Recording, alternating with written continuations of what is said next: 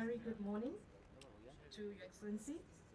Narrative book, Singapore, India, Towards a Shared Future, in celebration of 50 years of Singapore-India bilateral relations. Without further ado, it's my pleasure now to invite Ambassador Gopinath Pillai, Chairman of ISAS, and Ambassador at Large, Minister of Foreign Affairs, Singapore, to deliver the opening remarks. Ambassador, please.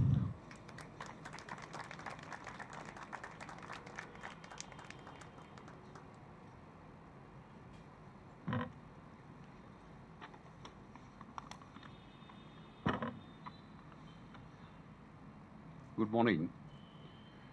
President Dr. Tony Tan, special guest Mr. Suresh Prabhu, ministers Ms. Grace Fu, Lawrence Wong, members of Parliament, dignitaries from the Indian side.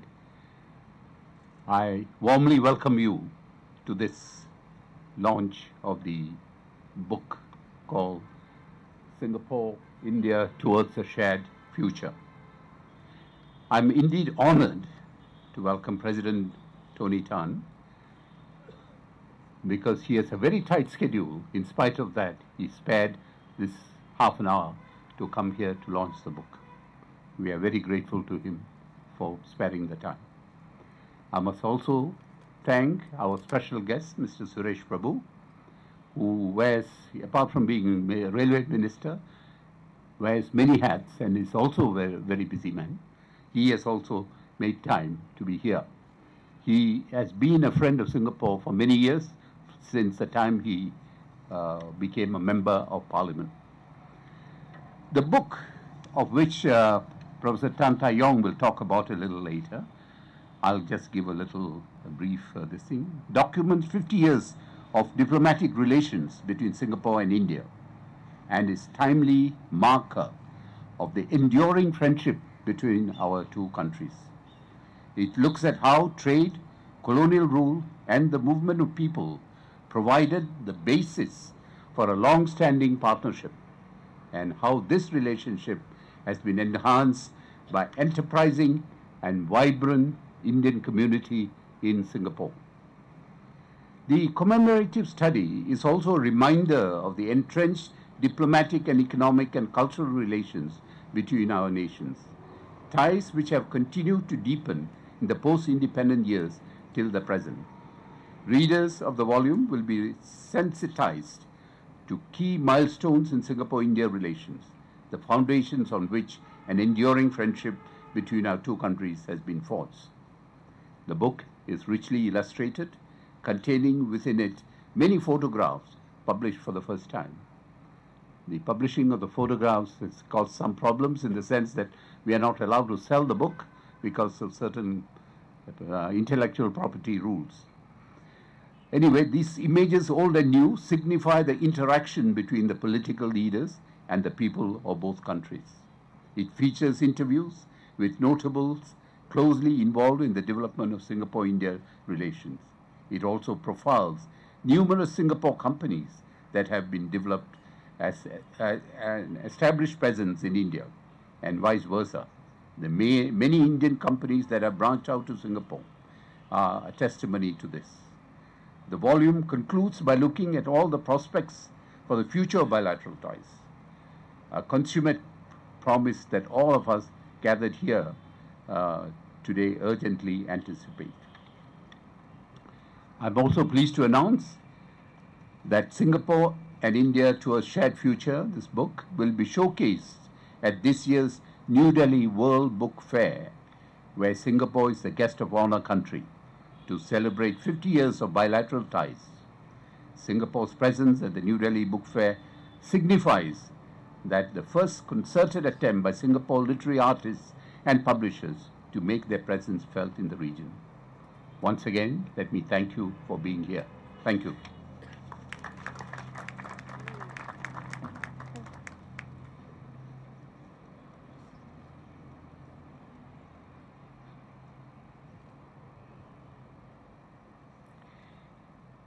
Thank you, Ambassador. I now invite Professor Tan Tai Yong, Director of the Institute of South Asian Studies, Singapore, Executive Vice President, NUS Yale, National University of Singapore, and nominated Member of Parliament, Republic of Singapore, To give a brief introduction to the book, Professor Tan, please.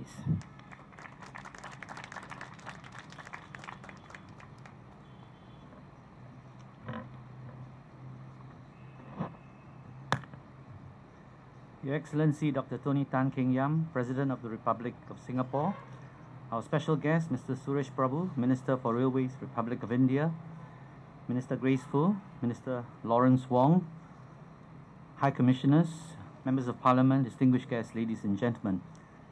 It is my pleasure to welcome all of you to the launch of this special publication, Singapore and India Towards a Shared Future, a volume produced by the Institute of South Asian Studies to commemorate the 50th anniversary of diplomatic relations between Singapore and India. Work on this volume started about 2 years ago when we at the Institute was wondering how we could play a part in commemorating this landmark anniversary in the relations between our countries.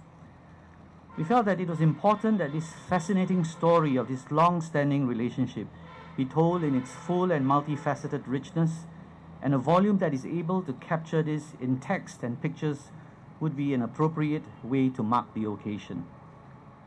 This volume is in part history and in part current affairs, but let me begin with history. The relationship between India and Singapore did not begin, as this volume shows, in 1965, when Singapore achieved full independence as a nation-state. It could be traced further back to the early 19th century, when Singapore and India were connected by the East India Company. As Singapore developed as a colonial port city, it attracted migrants from India who would go on to literally build much of early Singapore.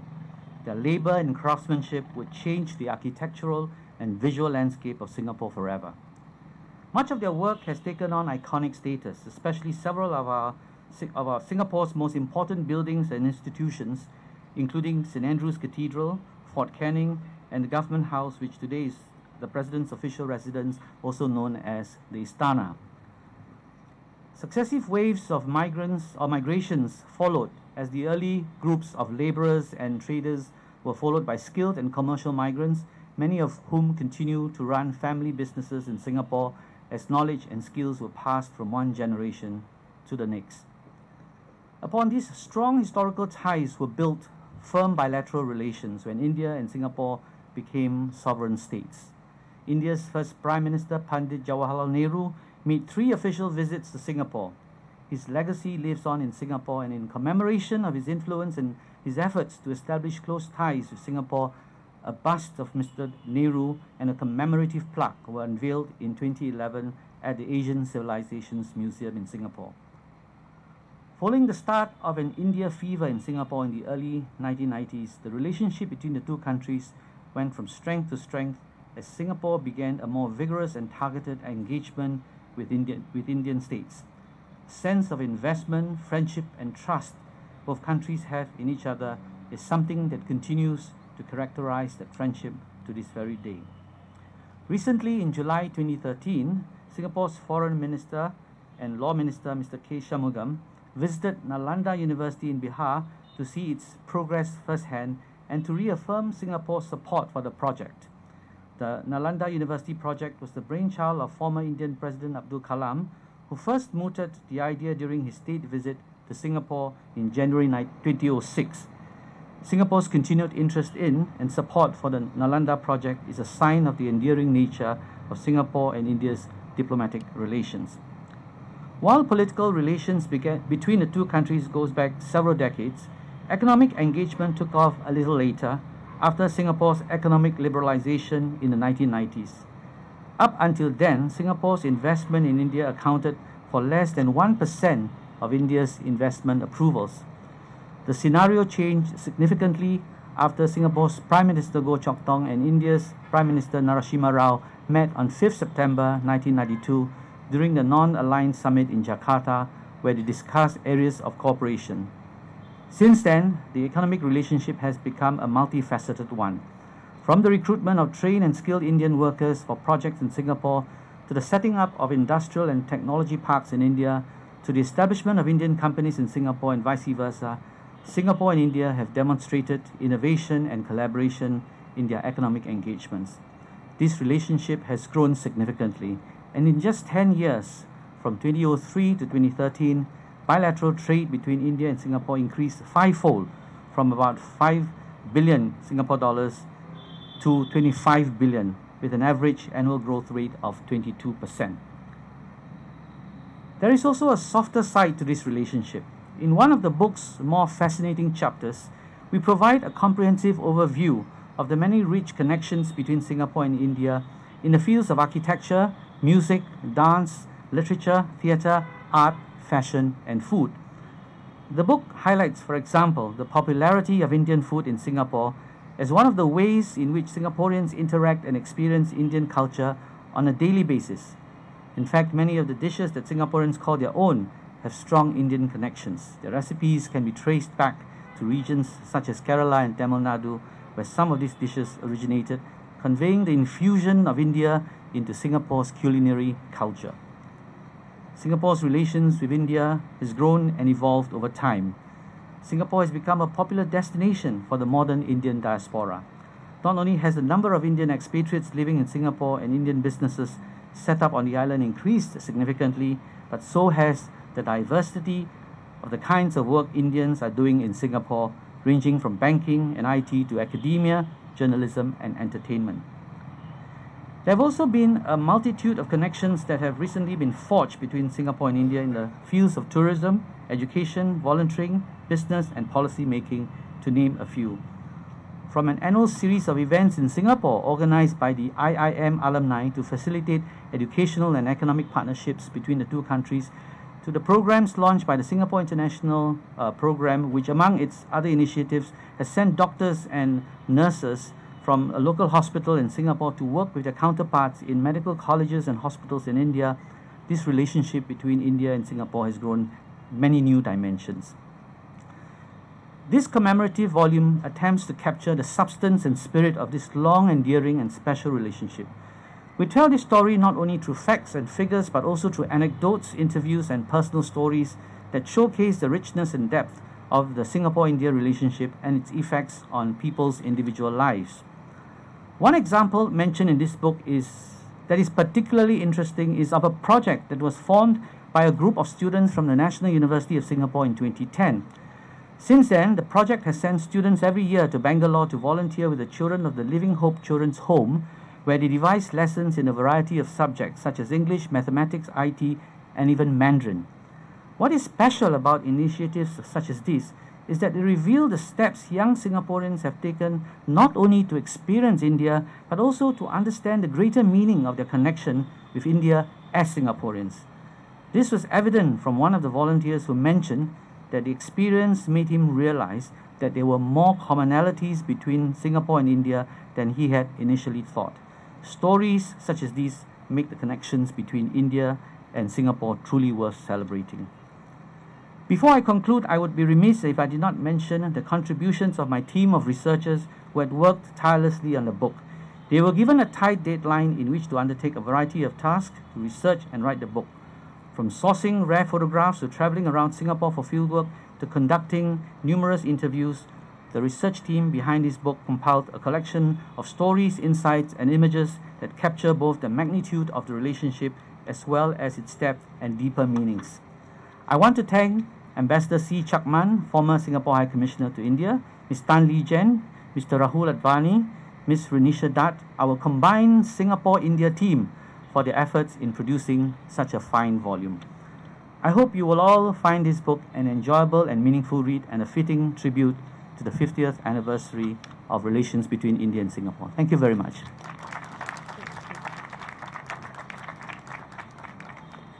Thank you, Prof. Tan.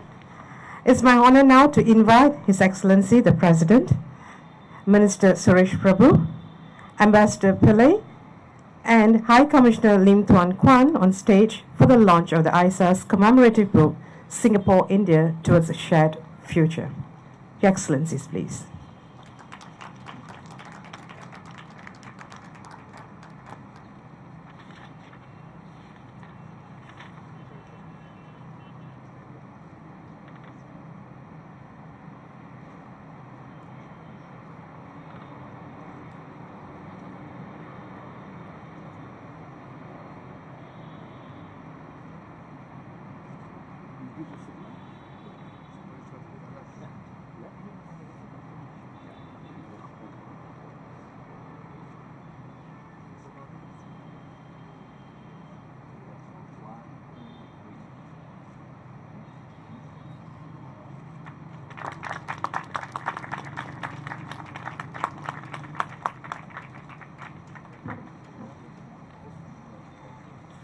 Thank you, Excellency.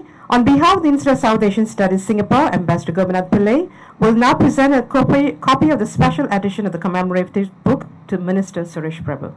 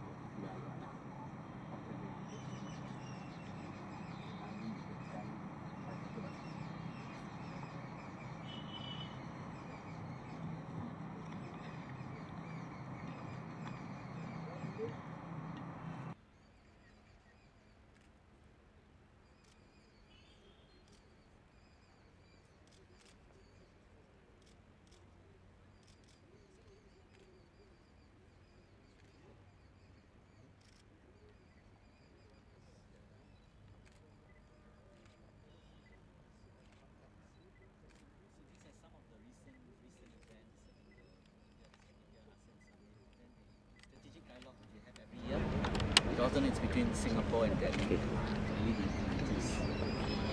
Oh wait.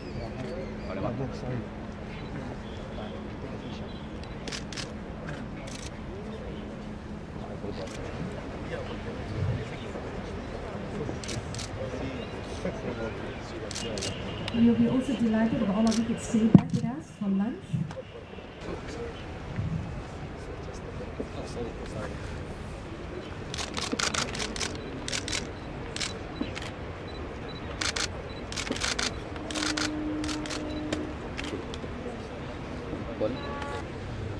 These pictures we found from the Straits Times.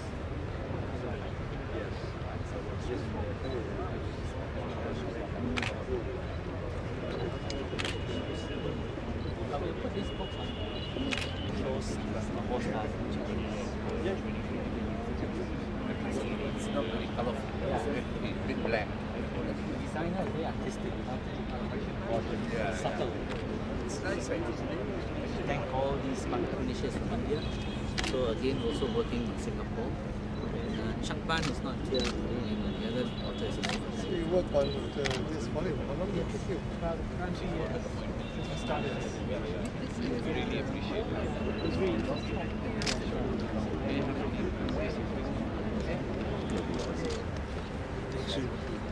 Take care. Enjoy.